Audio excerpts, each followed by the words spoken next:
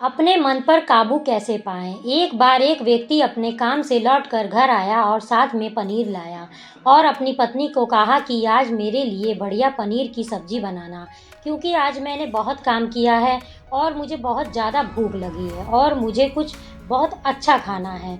उसकी पत्नी कमरे से बाहर आई और पनीर लिया और कहा कि बिल्कुल आप हाथ पैर धोकर तैयार हो जाइए, मैं आपके लिए बहुत ही स्वादिष्ट सा खाना बनाती हूँ।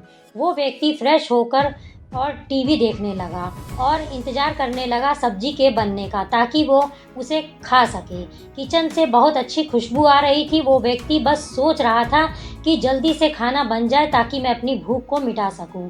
लगभग 1 घंटे के बाद खाना तैयार हो गया। स्वादिष्ट सा भोजन अब खाना लगने को वाला था कि उस व्यक्ति ने अपनी पत्नी से पूछा कि खाने में नींबू है कि नहीं, क्योंकि मुझे पनीर की सब्जी में नींबू डालकर खाना पसंद है। लेकिन पत्नी ने कहा कि नींबू तो ख़त्म हो गए हैं, आपसे कहा था लेकिन आप भूल गए हैं। व्यक्ति ने अपनी पत्नी से कहा कि रुको रुको, अभी खाना मत लगाओ, क्योंकि नींबू के बिना खाने में बिल्कुल मज़ा नहीं आएगा। तो मैं अभी गया और अभी नींबू लेकर आया। वो व्यक्ति वापस से कपड़े पहनकर तैयार हुआ और नींबू की पास वाली दुकान पर गया।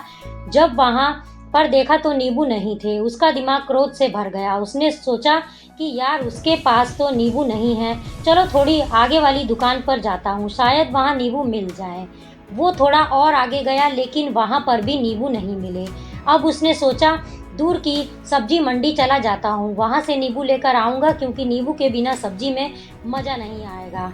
करीबन आधे घंटे के बाद वो करीब के सब्जी मंडी में पहुंचा। वहां पर उसे नींबू मिल गया और वो बहुत खुश हुआ कि चलो नींबू मिल गया और अब मैं घर जाऊंगा और सब्जी में नींबू डालकर अच्छे से सब्जी खाऊंगा। अब वह खुशी खुशी नींबू लेकर घर आया और अपनी पत्नी से कहा कि जल्दी से सब्जी गर्म कर दो, रोटी गर्म कर दो और नींबू काटो, ताकि मैं अच्छे से खाना खा सकूं। अब थाली लगाई गई, सब्जी परोसी गई और नींबू रखी गई। उसकी पत्नी सामने बैठी थी और वो व्यक्ति थोड़ी देर के लिए कुछ सोच में पड़ गया। उसके बाद उसने नींबू की प्लेट उठाई और दरवाजे से बाहर की ओर फेंक दी और ज़ोर ज़ोर से चिल्लाने लगा, मैं जीत गया, मैं जीत गया। पत्नी ये देखकर घबरा गई और कही कि ये पागल तो नहीं हो गए हैं, इन्होंने सारे के सारे नींबू दरवाजे से बाहर फेंक दिए। उसकी पत्नी ने उस व्यक्ति पर चिल्लाया और कहा कि आप पागल हो गए हैं, अभी तो इतनी देर तक नींबू के बारे में पूछ रहे थे और अभी जब नींबू घर पर ले आए हैं और खाने बैठे हैं तो आप इन नींबुओं को दरवाजे से बाहर फेंक दिए और अब चिल्ला रहे हैं कि मैं जीत गया, जीत गया। पत्नी पूछी, आप किस चीज़ में जीत गए, आखिर क्या हुआ है। अब व्यक्ति खुशी खुशी बैठ गया और अपनी पत्नी से कहा, आप भी बैठो, इत्मीनान रखो, बताता हूँ क्या हुआ।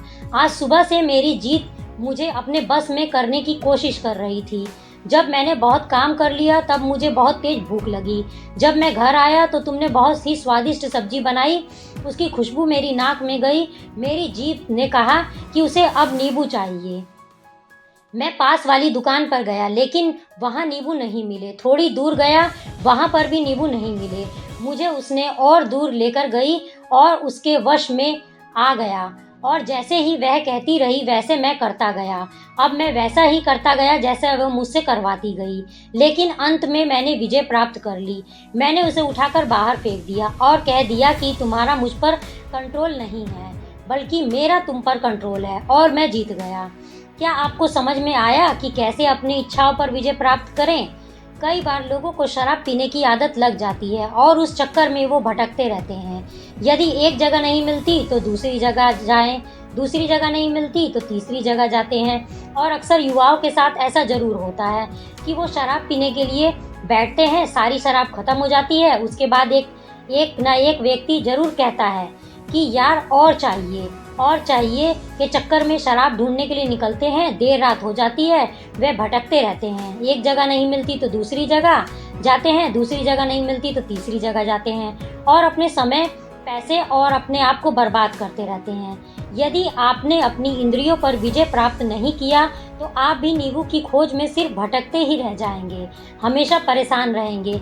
इसलिए अपनी इंद्रियों पर काबू पाइए और अपनी जीवन को खुशी खुशी बिताइए। आशा करती हूँ कि इस स्टोरी के माध्यम से आपको कुछ न कुछ ज़रूर सीखने को मिला होगा। धन्यवाद।